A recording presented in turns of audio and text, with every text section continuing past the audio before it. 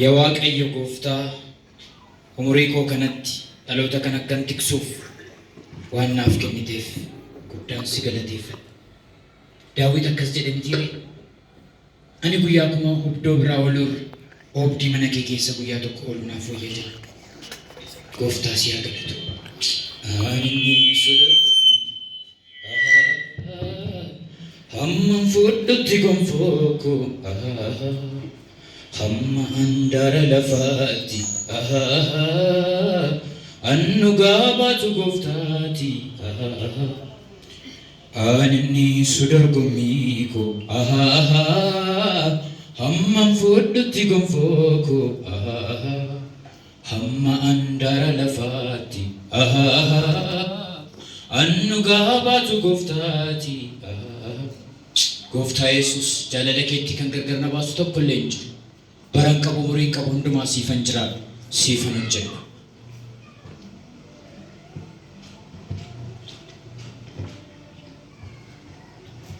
Harri guyyaa sanbataati. Gara mana Waaqayyoo kun baay'ee namatti tola. Mana Waaqayyoo isa haara nama galfachiisu, mana Waaqayyoo isa boqonnaa namaaf kennu. Obboleetti koo achi dhaqnee isatti yaada garaa keenya ibsanneet isa wajjin waan garaa keenya haasofna. Baay'ee mana Waaqayyoo kana dhaqu baay'ee natti tola anaanii. Iddootti ba'aa fi lafa kaawwatanii galan mana Waaqayyoo baay'ee namatti tola. Obboleetti koo kottuu seenaa.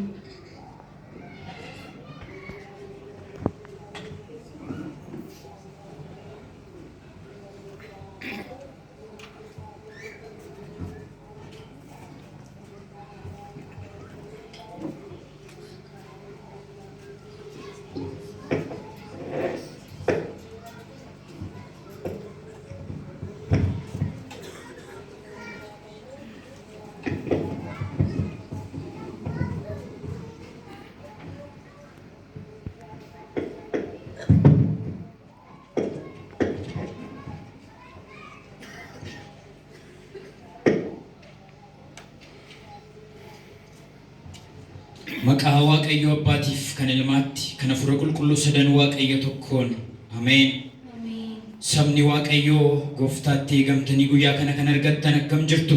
Nagaa galata Waaqayyo. Nagaa Waaqayyo hunduma keessaniif haa baay'atu. Ameen. Mee yeroo kana immoo Waaqayyoon isa nu gargaare galateeffachaa sirna sagadaa keenya isa guyyaa har'aa aarsaa Waaqayyoof dhiyeessinu fidaa galata keessan Waaqayyoof liljedha Waaqayyoon galateeffadhaa.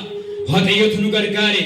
Waaqayyotu moo'icha nuu kenne akka yaada diina keenyaaf akka yaada biyya lafaaf silaa yoo nabannee turre garuu Waaqayyo nu eege garuu Waaqayyo nu ceesise garuu Waaqayyo moo'icha nuuf kenne. Haaleluyyaa galanni Waaqayyoof haa ta'u. Eebbisaa Waaqayyoon jajadhaa harka keessa walitti buusaa illee keessanis itti dabalaa Waaqayyoof galata dhiyeessaa. Haaleluyyaa galanni Waaqayyoodhaaf haa ta'u. Yesuus gooftaadha. Galateeffannaa Waaqayyoon. Karummaan saanurraa beennu kanaan himameennu sagaleen Waaqayyoo akkuma jedhu yaa dargaggeessaa bara dargaggummaa keetti uumaa kee yaadadhu. Guyyoonni ati natti tolan hin jettu sun utuu hin dhufin buloota koo yaa dargaggoota nana umuriin keessan kun hin darba, miidhaginni keessanarraa kun hin darba. Inni hin darbine inni bara baraan darbee isinii wajjin jiraatu Yesuus Kiristoos harrayyuu nu faana. Haaleluyyaa. Kanaaf Waaqayyotti guddaa gammanna. Kanaaf Waaqayyoon galateeffanna. Ameen. Galateeffannaa Waaqayyoon.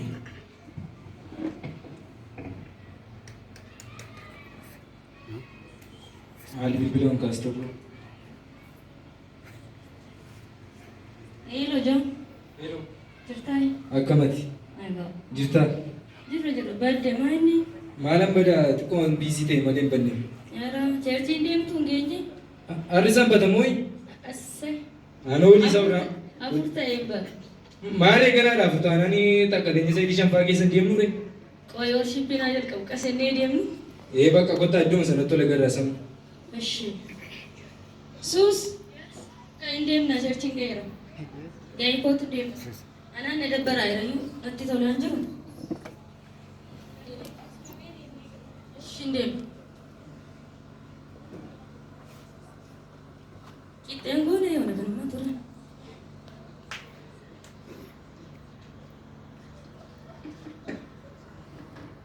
Kam jirti? Jirta? Kam? Jirta? Kam? Nagaa keessa. Baay'ee sitti bareedeera moo? Galata.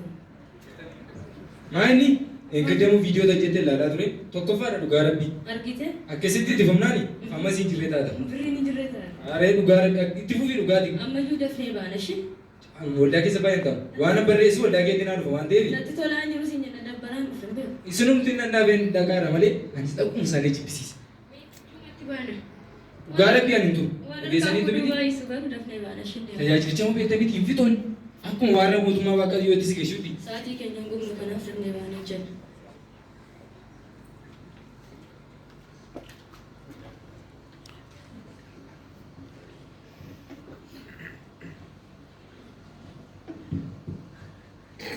galateeffanna ammas waaqayyoon mee mammoota waaqayyoon galateeffanna cubbuu keenya waaqayyotti himanna namaarii natti araaramii si duratti hin jallina hojjedhe yaada garaa keetu natti gadde yaada garaa koon dhaga'ee si dhaga'uu dhiise yaada garaa koo duukaan bu'e waaqayyo namaariidha araarfadhaame waaqayyoon laphee keessan dura waaqayyotti yaada keessan dura waaqayyotti dhangalaasaa waaqayyoon araarfadhaa waaqayyoon araarama waaqayyo dhihoo jira barbaadaa waaqayyoon hin argattu haleluuyaa waaqayyo nutti araaramu waaqayyo lafa keenyatti araaramu waaqayyo dachee keenyatti araaramu waaqayyo dargaggoota keenyatti araaramu haleluuyaa gooftaa yesuus si galateeffannaa galanni siif haa ta'u gaarummaa nu gooteef si haa galatu gaggeessaa keef si haa galatu tu si galateeffannu yeroo kana si kadhanna ilaa cubbuu keenya sitti manna dura keetti kan argamne anis dargaggoonni kunis si yakkineerra waaqayyo galgala kana sitti araara si kadhanna gara araara keetti baqanna teessoo araara keetti baqanna gooftaa ganama kana nutti araarami waaqayyo guyyaa kana nutti araarami cubbuu keenya nuuf dhiisi yeroo kana immoo nu gidduutti argami sagalee kee nu barsiisi ni hamaan hawaraanamu qilleensa kanarraa hawaraanamu qalbii dargaggoota kanaa qabuun ni barbaadu dargaggoonni kun sagalee kee dhaga'anii akka isaan hin fayyine gochuun ni barbaadu haqaa yesuus kiristoosiin qilleensa kanarraa diigneerra hojiinsaa haa diigamu galanni ulfinni siif haa ta'u sagalee kee nutti dubbadhu nu barsiisi maqaa gooftaa maqaa yesuusiin ameen nooraa saba waaqayyoo yeroo kanatti fufnee sagalee waaqayyoo guyyaa har'aa walii wajjin ilaallaa sagalee waaqayyoo nuti guyyaa har'aa walii wajjin ilaallu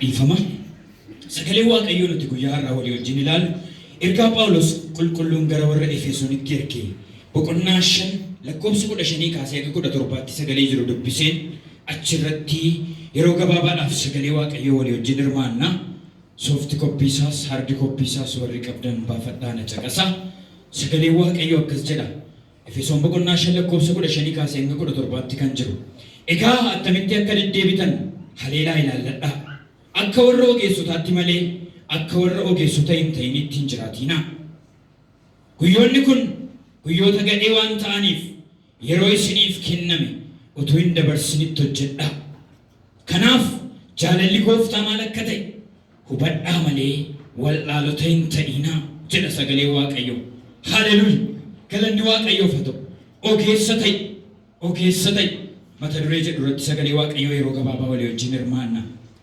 ogeessa ta'e waliin jedhamee sin harka keessa wal qaba qabe obboleessa obboleettii sin jirtu ogeessa ta'e jedha haleluuyaa ni ogeessa nama godhu yesuus nu wajjin jira kanaaf sagalee waaqayyoo kutaa kana irratti akkamittiin akka deddeebitan akkamittiin deddeebi'uun akka isin irra jiru bareessa godhaa ilaalladhaa isin wallaalota hin ta'inaa isin akka warra ogummaa hin qabne hin ta'inaa jaalalli gooftaa maal akka ta'e gargar baasaa hubadhaa yaada garaa keessan duukaan luucca'inaa qaroomina duukaan luucca'inaa tekinooloojii kana faana hin badinaa haleluuyaa yesuus kiristoos galgala kana sagalee akkas jedhu nutti dubbata beekumsi keenya dandeettiin keenya qaroominni keenya ulfina waaqayyoo mul'isu yoo ta'e nuti wallaalota ulfina waaqayyoo agarsiisu yoo ta'e holicha waaqayyoo isa dhaloota hundumaaf dhiiga isaa dhangalaase sana hin kabaju yoo ta'e beekumsi keenya hin jiru nuti wallaalota nuti duuneerra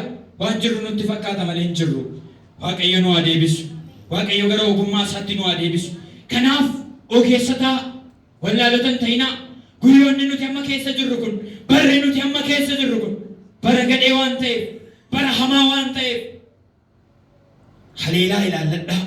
Deddeebii keessan, jireenya keessan, haasaa keessan guyyaa guyyaa, jireenya keessan guyyaa guyyaa haleelaa ilaalladhaa. Ba'eessa godhaa. Jaalalli gooftaa maal akka ta'e gargar baasaa hubadhaa. Isa faanas bu'aa jedhee sagalee Waaqayyoo ganama kana nutti dubbata. Galanni maqaa isaaf haa ta'u. Haleluuyaa. Yesuus gooftaadha. Kanaaf boleessa koo boleettii koo sittan hima.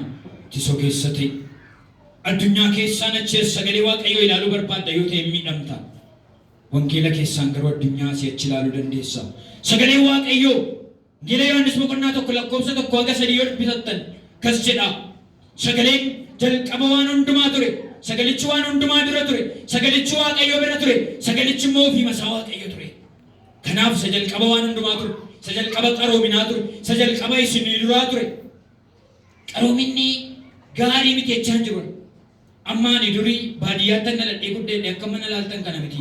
Umurii koo gara walakkaa erga darbee kanan gara magaalaatti gale. Haa ta'uyyuu malee bara koo kana guutummaa mana Waaqayyoo keessatti dabarse. Kanaaf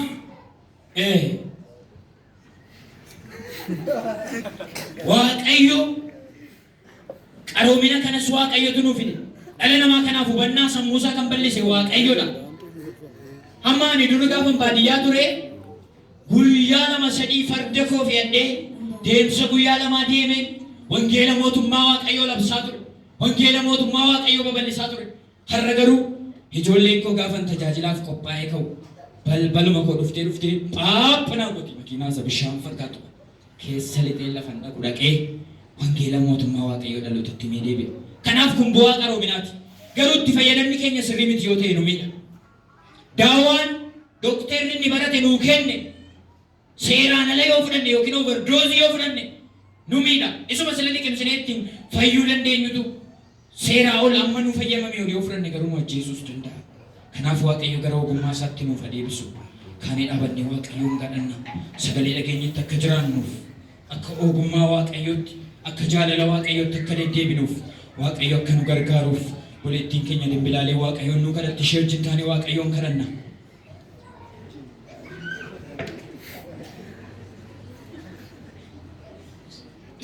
Waaqayyo gooftaa waan nu gargaarteef waan nu wajjiniin taateef galanni bara baraan siif haa ta'u. Ijaa gargaarsa keef si haa galatu. Ijaa ayyaana keef galanni siif haa ta'u. Hamma ammaatti waan nu faana jirtuuf ulfaadhu. Ijaa gargaarsa kee yaa Waaqayyo ijaa fuula araara keef galanni siif haa ta'u. Galanni ulfinni bara baraan siif haa ta'u. Galanni addan cinne maqaa keetiif haa ta'u. Waan nu gargaaraa jirtuuf ulfaadhu. Defa ba'amaa hojjetu isin eeggisa. Maal jichisa gandaan tumuru? Kanaafan na utubaan viidiicha waraabee irratti. Tokko mana jibii isa teekinooloojii moo maal nama? Waan beekne wangeeloo beekne lallabaa. Dhugaa rabbi ammas viidiyoo waraabee. Tokko waraabame? Seena kaameraan baneera. Abita. Tokkoffaadhaan dhugaa rabbi. Ajaa'iba rabbi. Bakka kanarraan gaa garuu lammata karaa jirsiin booshii. Kunoora. Sagantaa dargaggoota seenanii siin dhawwan. Arsenaaltu tapha gabaa san deemee ilaalle. Annufuu waayifaa deemnee fayyadamneeti. Viidiyoo keenya jenna malee nu dhufta. Akka rabbiin akkasitti itti fufatan maaloo jedhan achi yeroo bodeeqaa tokko achi dubbuun barbaadu. Waan baay'ee ni eeggatamu. Kottaa deemna. Kaanii dhaabannee kadhata gooftaan bartoota barsiiseen sagantaa keenya xumurra. Yaa abbaa keenya waaqarra kan jiraattu maqaan kee haa qulqullaa'u, mootummaan kee haa dhufu, jaalalli kee waaqarratti akka ta'e akkasuma lafarratti haa ta'u kan dhugoo buddeen keenya irraa nuuf kenni, yakkaa keenya nuuf dhiisi, nus kan nu yakkaniif akkuma dhiisne qorumsatti nun galchin hamaa nu oolchi malee mootummaan keetiyoo humnis galannis baruma baraan ameen. Garaa keessan gara Waaqayyootti ol fudhadhaa. Isa hundumaa danda'u Waaqayyo biraa eebba fudhadhaa. Ayyaanni gooftaa keenya Yesuus Kiristoos jaalalli Waaqayyo Abbaa tokkummaan hafuura qulqulluu ammaa jalqabee amma bara baraatti hunduma keessanii wajjin haa ta'u ameen. Nooraa. yaada keessaniin waaqayyoon galateeffattanii nagaa waaqayyo wal gaafattanii galuun hin danda'ama. Mana nagaa qe'ee nagaatti galaa.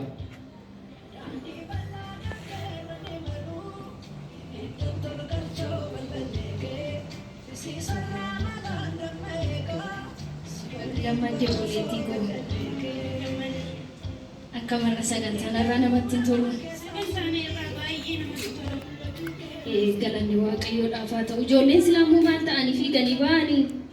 Silaamaan ta'anii otoo macaafni lallabamu silkii qoraa turanii waliin saasaa turanii kanaafuu gara waaqayyootaa deebi'anii dawwaleef.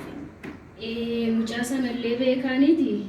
Qoy ofitti dawwaleetanii waamitanii taasaati. Nuti karaa karaa keenya walitti agarsiisuu kan qabu numadha.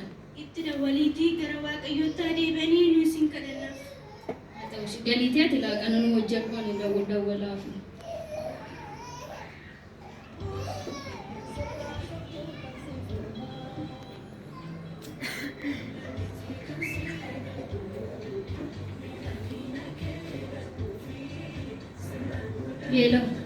Hello.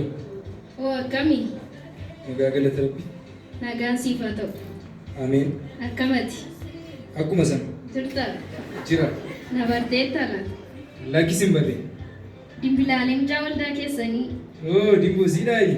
Anadha. Akkam ree? Jira. Silammumaa sagantaa adda kuttee baate? Hojii wayiin qabaa fan dafee beekanaaf.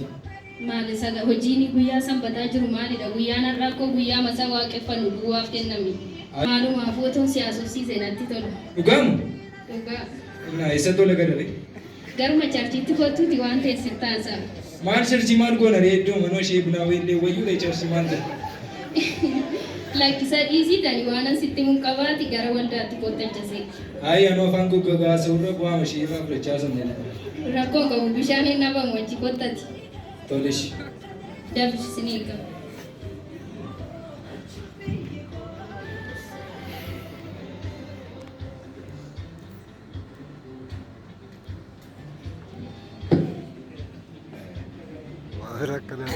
Oh, kan jirta? Jirta. Maaliif barbaadde keessa rifatte? Taa'imee tokkicha. Xiqqoo biisiin ta'an. Rakkoon qabu taa'in deemta. Maaf na barbaadde? Akkamati. Jirta miti? Jajjabaatta. Nan jajjabaadha. Homaan jettu. Jirra homaan jiru. Akka waldaa kanatti. Waldaan homaan jiru inni abaane malee. Maachuudha dhufnee babaana. Sababii hojii nutti baay'atuu fi deeqaa lama sadii kadhannee. Hojiin sitti baay'atu kun maanni? Maa jechuu barbaadde? Maaltu sitti baay'ata ree guyyaa sanbataa? Mee tokkicha kana lafa keessa? Kostai. Dhiifama qo tokkicha. Jisi. Na dhaggeeffadhu. Oye, gasite nima. Sinu bachiisa. Jechuun na jireenya gootu. Waan itti ofummaa ishee. Maal kun jireenya keetti isa jireenya siif laate Yesuus Kiristoos qabdaa? Okay, kanaan barbaadde dhiifama Qoyyaa tokkicha taa'e waan siin nu mariisisa taa'e. Asaa mandaraan jaalladhu jettan yeroo baay'ee. Kun haasaa mandaraa miti qottati. Kottu taa'e tokkicha. Deefiish maal natti barbaadde natti. Kabajanaa laatti moo? Kaa xiqqoo ishee waan karaa jireenya koo natti dhufte waan ta'eef isaaf. Kamtu jireenya keeti jireenya isa siif ta'e wallaaltee ati. Isa dura waaqessaa turte kam wallaalte kam dagatte isa si faana bahe. Inni duriidha akka durii fi akka duriitti lafa jira. Inni ammaa maalidha maaliif madaalama sagaleensa. Rakkoon qabnis. Ati hiikotu hojii viidiyoo wajjin argaa rabbi. Qalbii miti. Tula bifa kana qabdee hojjette guyyaa tokkotti hordoftoota miiliyoona qoratashi. Bifa isa kana sanaa kenne ilma waaqayyo waaqessaani maalan godha isa kan maal isoo miiliyoona ta'uu waaqessaa maal godhata tokkittiin waan dhiibbaa humtu. In jedhamu isaaf kan galku waan baay'ee malaaf isaaf kunuutti xiqqaata. Isi kamaali baay'ee baasaa. Akka gootu dhaggeeffadhu dhiifama naa godhu. Tokkicha akkana dhaggeeffatu barbaada. Silkii keessa kenna. Dhaggeeffadhu inni kuni kan biyya lafaati. Isa biyya lafaa kan asumatti dhiisnee deemna. Isa jireenya gubbaa waaqarraatti qabnu faana deemuu qabna nuti obboleessa koo. Isa kaleessa dheengaddaa miilla waaqayyoo jala bubbuufaa turte. Isaaf daa'imaa turte dhiistee har'a waan haaraa dhufe kana waan tazim jedhee badu kana duukaa fiiguun sirraan eegama. Umurii kee dargaggummaa kanatti isaaf hojjechuu sirraa eegama. Na dhagaarta miti na hubattee? Eessi hubadde? Na akkati na galatooma. Buna satte moo nu siin bita? Rakkoon qabnis. Isheenna kanaaf iyyuu obboloota kee warra karaa irraa goran illee warra si duukaa akkas ta'a warra waldaa adda charchi keessa ta'anii sagantaa adda kutanii ba'anillee gara mana waaqayyootti deebistee akkati gorsituun barbaada. Siif isaaf guufuudha malee kana keessa zimjettee wanta biyya lafaa wanta bu'ee badu wanta sitti caccabee badu warra har'a mul'atee badu faana fiigdatoon taanii sagalee waaqayyoo isa bor jireenya siif laatu isa karaa sitti agarsiisu isa duukaa fiiguu qabda murii kee kanatti. Sagantaalee seeraan kabajjee saati sagantaan charchii jalqabutti illee akka argamtu si affeeruu barbaada. Guddaa galatoomii gorsa kee hojiirra nama ishee. Galatoomii dhugaa rabbii nana. Biyyoo tokkos karaa kanatti nan deebisa. Biyyoo tokko dabarsee haalootaan dabarseetti gaabbeera. Ati ma guddaa naaf galatoomii. Rakkoon qabu. Qoyita macaafa qabatteerta? Macaafa qabadhee soofti qophiisaa. Lakkinni kun si barbaachisu.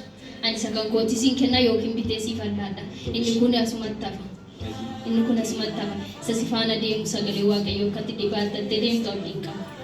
Haa ta'u galatoomii na dhaga'uu keetiif.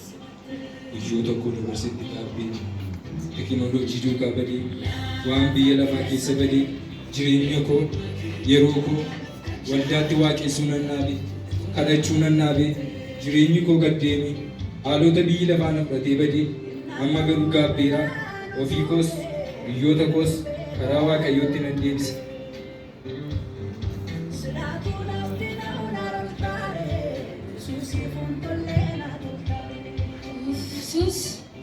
Johnny Bibilesti. Hello.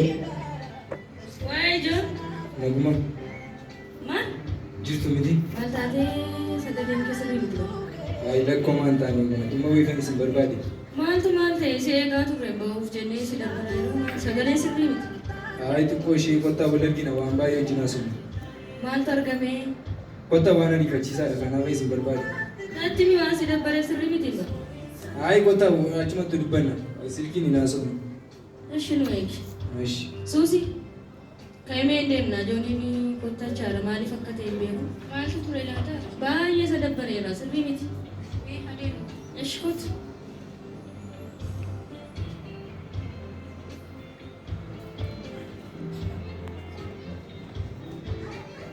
John. Maal taate? Maal taane? Maalni gurraacha uffate hojii si diimatee ba'aa oolte? Lakki. Fakkaata. Dhugaa rabbii waan baay'ee na gammachiisuun argadde isan isin itti keessaa isinis gammaddu iddoo sanatti. Waan kana caalaa nama gammachiisu maal argita? Ani natti fakkaachaa ture garuu miti iddoon gammachuu iddoon guddaa kana caalu mana waaqayyooti kottaa mana waaqayyooti. Jedha sitti qayyaramne. Eessa nu geessu? Kottaa wajjin deemna. Dabbaraadha eessa deemna? Kottaan dabbaramnu waan fedheef deemnee waan isaan nu jedhan nageenye wajjin deemna. Isa ijji si diimate hin dinqana ammaa. Is konaanaaf gammachuudha malee waan biraa miti. Kottaa isin. Ta'ee dhufee soosii kun deemna na dinqana. Ajaa'iba.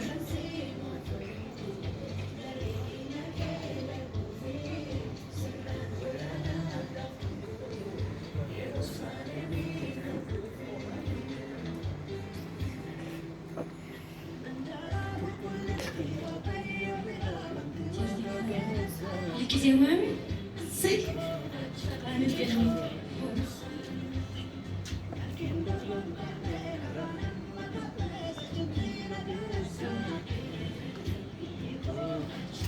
Oh, mantap. Gawa kayo sifat atau beridu. Hai.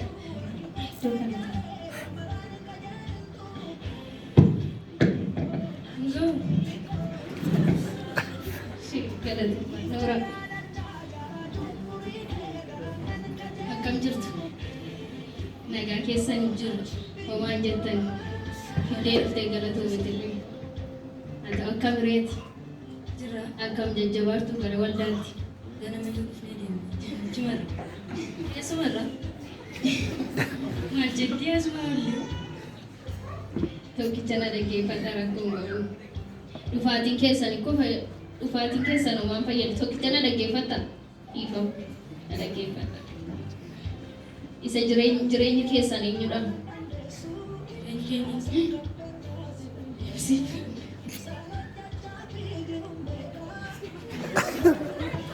Jireenyi keessan bu'ee badu kanadha. Wal bukkee deemsisaa jira. Maaltu isa madaala? Maaltu isa bukkee qabamu? Maal argitanii nu waamtanii? Waan teorii haanaftanii? Oriyaan jiru jaalala mana si gorsaa irra bulee. Badii balleessine nutti masaati kenna. Badii kee beektaatis eessa akka turte beektaa? Eessa akka baate beektaa? Amma maal keessa akka jirtus beektaa? Eessa akkan ture ganama jechuun ture achi dhangalama. Lakki duuba kee duuba jalqaba kee. Obboloo tokko kan nuti asitti si waamne kan nuti asitti si waamne adaba tokko sin adabu takka sana dhaggeeffadhu maaloo. Adaba sin adabu yookiin ba'aa wayii fuunee sinirra kaafu miti. Lubbuu keenyatti ba'aa kan ta'e ofirraa darbachuuf. Kanaafiyyuu macaafni qulqullummaa isa sin dhageessantu isinitti faradaa'e. Kanaafuu lafa aarsaarra dura faarfachaa turtan, dura lallabaa turtan. Kanaafuu lallaba keessan durii, faarfannaa keessan durii gara mana Waaqayyootti deebi'aa. Mana Waaqayyoo keessa foon hin jirtu garuu hafuuraan hin jirtan. Kana jechuun maal jechuudha? Eekkamaa jirtu mul'ata argitan adda baasaa jechuudha. Eekkama miti gorsan beektaa balleessaati balleessite ofii kee mataa kee beektaa kana duukaa maaliif fiiguun sin barbaachisu jireenya keessa ta'e Moobaayilii qabdu fayyadamaa jirtu ati qabda kanuma waan biraan jiru isumaanitti. isa kanattiin dubbachuudhaan nuuf kennaaf maal isa bukkee qabama maal isa madaalamaa taateetti na dhaggeeffadhu koleetti baati baay'ee cimtu turte iddoo aarsaa kanarra. Kanaafuu ati illee isheen arginu. Ati kootu Beekamee viidiyoo tokko lama jiru. Wanti kun ji'a tokko ji'a lama kana yoo ta'e isin gargaara. Kanarraan kanas wanta waggaa tokko waggaa lama isin harkaan turre waan kun isin hin barbaachisu miti. Waan kun isin hin barbaachisu. Garuu irra caalaatti isin barbaachisu sana filadhaa'ii isiniin jechuu barbaada. iddoo keessan durii akka dhaabattan mucaan kun illee na hubateera caalaan atillee akka nu hubattan sin barbaade karaa Waaqayyoo umurii dargaggummaa kee kanatti akkati isaaf buutee baatus barbaadu. Jaalala isaa beektu yoo ta'e waan inni isiniif raawwate yoo beektan fannoo irratti waan inni oolmaan isiniif oole isiniif jedhee lubbuu isaa akka kenne isiniif jedhee dafqa dhiigaa makaa kan coccobse ilma Waaqayyoo Yesuus Kiristoosiif waaqessuutu isinirraa eegama. Isaaf dafqu malee biyya lafaa isa bu'ee badu kanaaf miti. Isa kana asumatti dhiisnee deemna jireenya isa gubbaa waaqarraatiif kan dhamaanu ta'uu qabna nuti. Sinii galaa irra miti na hubattodhee yaada. Nuti yoo wal gorfachuu baanne eenyutu nu gorsa? Yoo nuti karaatti wal deeffachuu baanne eenyu karaatti nu deebisa? Gaariidha yaani keessatti. Garuu waan tokko waldaa achuma jirra keessa irra. Foon keetiin dhaabachuun keessi maal qaba? Maal gootas keessa? Zimjattees keessa ooluun faayidaa maalii qaba? Waan keessa jira lubbuu foonii adda baasnee. Akkas miti. Lubbuu kees foon kees kan sooru isadha. Ni dhugaleera beeknaa. Amantiis turre keessas turre taa'elaa turre waan baay'ee. Maaliif amma qaama sii ta'e? Maaliif qaama sii ta'e? Qaama sii ta'e amma bartee sii ta'e? Bartee sii ta'u sagalee Waaqayyoo yeroo hundayyuu haaraadha. Na dhaggeeffadhu koleetti godhu. Sagalee Waaqayyoo yoomiyyuu haaraadha. Yoomiyyuu hin moofa'u. Baraan darbee jiraata. Isaaf gadi jechuun sirraa eegama. Isaaf ergamuu sirraa eegama. Isaaf hojjechuun sirraa eegama. Ilaa akka fooniitti ijoollee koo kan taatan akka furaatti immoo obboloota koo kan taatan isin jalqabaa kaatanii mana Waaqayyoo keessa akka deddeebi'aa turtan Waaqayyoofis hojjechaa akka turtan Waaqayyos kennaa ayyaana gurguddaa akka isin harkaa qabu isiniyyuu beektu. Garuu booddee kana qaroomina kana keessatti hirkachuu qaroomina kana keessa dhokachuu teekinooloojii kana qofa faarsuun wantoonni akkasii mul'atan kun dogoggora akka ta'an buleettiin keenya kaasteetti. Yoo fakkeenya fudhattanii ilaaltan isin dargaggoota ani amma xiqqoo ishee isinirra umuriidhaan achi xiqqoo siqee ani baadiyyaattan guddadhee isiniin jedhee jaldeessa yoo fudhattanii ilaaltan boqqolloo irraa qorqee muka isaa gata malee muka isaa wajjin hin nyaatu. Isin dargaggoota humna qabdu, miidhagina qabdu, bifa qabdu. Kanaaf biyyi lafaa isin hawwatti. Gooftaanis akkasuma hojii isaaf isin barbaada. Isin qoosaatti kan dhuftan miti. Dhiigni isaa mudaa malee dhiigni Yesuus Kiristoos qaraanii fannoo irratti cubbuu koof cubbuu keessaniif dhangala'e. Nuti gatii dhiigaan bitamne. Kanaaf kottaa gara Waaqayyootti deebi'aa. Iddoo aarsaa dhiistan sanatti deebi'aa. Yaada garaa keessanii geddaradhaa. Waaqayyo isa darbe isinitti lakkaa'u. Isiniif dhiisa. Isin garuu garaa deebi'uu qabaadhaa. Isin garuu yaada deebi'uu qabaadhaa. Isiniin jedheera sagalichi jalqaba waan hundumaa ture. qaroominni sin jettan teeknooloojii sin jettan hin gaddarfe. Inni garuu jalqaba uumamaa ture. Inni garuu badii hin qabu ture. Dhiigni isaa kan coccobe, cinaachi isaa kan waraaname badii koof badii keessaniif jedhee. Kanaaf kottaa gatii nutti ba'e akkasumaan hin goonu. Gatii waa'ee keenyaaf kaffalame akkasumaan hin goonu. Dhiiga isaa qulqulluu sanan xureessinu. Kottaan deebinaa ijoollee. Kottaa dargaggoota nana deebi'aa. Du'aarsaa keessanitti deebi'aa. Waaqayyoon barbaaddadhaa. Inni isinitti dhiyoo jira. Yaada garaa keessanii geddaradhaa. Du'aarsaa dhiistanitti, tajaajila dhiistanitti deebi'aa. Mana Waaqayyoo isiniif wayyaa. Daawit mootii ta'eetu jiru bakkee biraa guyyaa 1,000 ooluu oobdii mana kee guyyaa 1 ooluu naaf wayyaa jedhe miti. Kanaaf obboloota koo ammas irra deebi'een jedha. Isin addunyaa kana wangeelaan asii achi ilaala malee addunyaa kana keessaa wangeelachi asin ilaalina. Inni kun miidhama. Waaqayyo sinaa eebbisu. Ishii Waaqayyo sinaa eebbisu. Akkuma isin jettan dura taa'ee laata ta'ee dabarsaa irra ture. Waada qarqaas fuudhee jilbattiin kaleessa Waaqayyo beeknu mana kaleessa fuunee dagannee waan haaraa dhufee fi waan bor karaatti nu gati qabuunee filannoo keenya godhannee Waaqa keenyas ofitti gaddisiisnee. Kanaaf lafi keenya jireenya keenya sabaaramaa ta'eera. Namni baay'een deemee haala galfachuu kan dadhabe. Kanaaf itoo beeknu utoo dhageenyu utoo nu ta'u akka sanuu taane abbaa ormaaf jilbeeffannee balleessaa gooneef dogoggora dhiifama jenna. Jilbeeffannee fuula Waaqayyootti dhiifama araaraan kan godhatan jenna. Kaleessa dogoggorree waan baay'eetti Waaqayyo toonoo abdatu dudduubatti deebinee qabeenya darbe kana biyya keenyaaf dogoggorreerraa dhiifama jennee fuula Waaqayyootti Tole haa ta'u. Dhaloota deebi'an kanaaf, dargaggoota gara Waaqayyootti deebi'an kanaaf, dargaggoota wallaalummaa isaanii dogoggora isaanii hubatanii yaada garaa isaanii geddaratan kanaaf mee Waaqayyoon isaaniif kadhanna. Gooftaa keenya abbaa keenyaas galateeffanna. Gaarummaa keessa guddaadhaaf yaa Waaqayyo gooftaa gatii guddaa nutti baaste, gatii dhiigaa jaalala dhiigaan nu jaallatte, gatii guddaadhaan nu bitte. Isa kana dagatanii dargaggoonni kee du'aarsaa kee irraa kan badan har'a garuu dhugaa sagaleen kee galee fi dhugaa dubbii kee hubatanii ogummaa caalu sagalee kee ta'uu beekanii yaada garaa isaanii akka geddarataniif ayyaana hafuura qulqulluu keetti waan isaaniif baay'isteef maqaa gooftaa maqaa Yesuusiin galanni guddaan siif haa ta'u. Ulfinni guddaan siif haa ta'u. Situ yaa Waaqayyo namni akka gara keetti maxxanu namni akka gara keetti deebi'uuf ayyaana nama baay'isa. Isa kana biyyi lafaan barbaadu, isa kana seexanni hin barbaadu, isa kanatti biyyi lafaan gammadu. Dargaggoota kana kan waame, dargaggoota kana gara ofii keetti kan deebise, yaada garaa isaanii akka isaan geddarataniif ayyaana kan isaaniif baay'ise. Hafuura qulqulluu si galateeffannaa galanni siif haa ta'u. Ulfinni siif haa ta'u. Yaa Waaqayyo gooftaa ilaa dogoggorreera jedhanii dura keetti yaada garaa isaanii dhangalaasanii mimmaan isaanii gara keetti facaasanii badii godhaniif daddarba godhaniif sagalee kee utuu beekanii waan irraa kaataniif magaruu galgala kana gara keetti deebi'uudhaaf yaada garaa isaanii gara keetti deeffataniiru. Yaadi kee gara isaaniitti deebi'u. Yaadi kee gara isaaniitti deebi'u. Geeddari garaa dhaloota kana. Geeddari yaada dhaloota kana. Yaa Waaqayyo geeddari yaada dhaloota kana. Dhaloota kanaaf ati gatii dhiigaa baasteetta. Gatii dhiigaa buusteetta. Dhiiga seesa qulqulluu dhangalaastee isaan nu bittee isaan abbaa wajjin walitti nu araarsiteetta. Gatii dhiigaa kana ofirratti eeguu akka dandeenyuuf ayyaana kee nu baay'isi. Gooftaa Yesuus dhaloota kanaaf ayyaana kee baay'isi. Isa kanaan inni mormu ergamaan dukkanaa magaalaa kana keessa dargaggoota kana irraa jireenya isaanii irraa maqaa Yesuus Kiristoosiin kan rukutame haa ta'u. Ergamaan dukkanaa haa rukutamu. Yaada isaanii waan argatteef si haa galatu. Gara keetti waan deebi'aniif si haa galatu. Ilaa waan isaan gara keetti deebi'aniif ergamoonniif qulqulloonni maanguddoonni 24 yeroo kana aarsaa galataa akkasiif dhiyeessaa jiran beenna.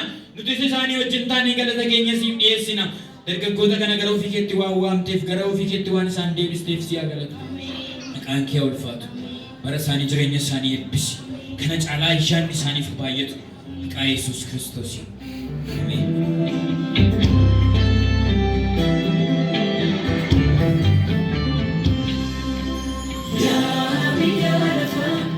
Jesus will have a daisy of night. I think no man of two